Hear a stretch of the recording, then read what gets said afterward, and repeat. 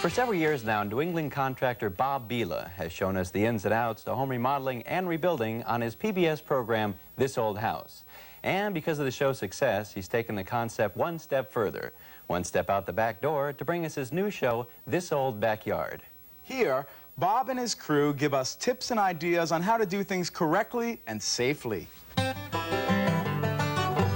So, how's it going, Luke? Well, pretty good, Bob. I'm spreading the seed here out on the dirt, which is where the grass will eventually grow. And if you watch my hand carefully, you'll notice that I'm throwing the seed away from my body, like that. See? Now, if you were to take the seed and throw it towards your body, like this, why, a lot of the seed would get caught up in your clothing and never actually reach the ground. And so that seed wouldn't grow? That's right, Bob.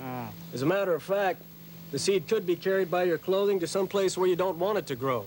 Like, say, a flower bed, or maybe even your living room carpet. Yeah.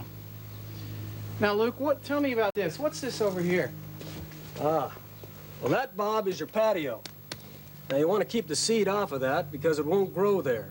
So it's just not economically sound. Good tip.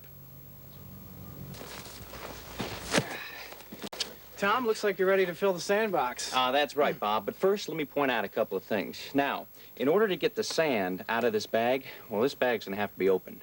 And I do it the ripping motion. I just take it back here and just like that. Now I can take the sand and pour it on the inside side of the sandbox.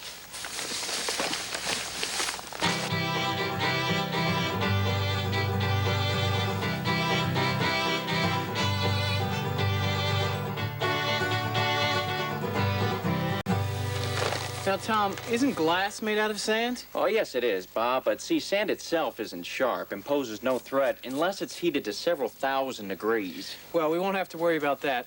Luke's planting a shade tree right over there. Ah, good.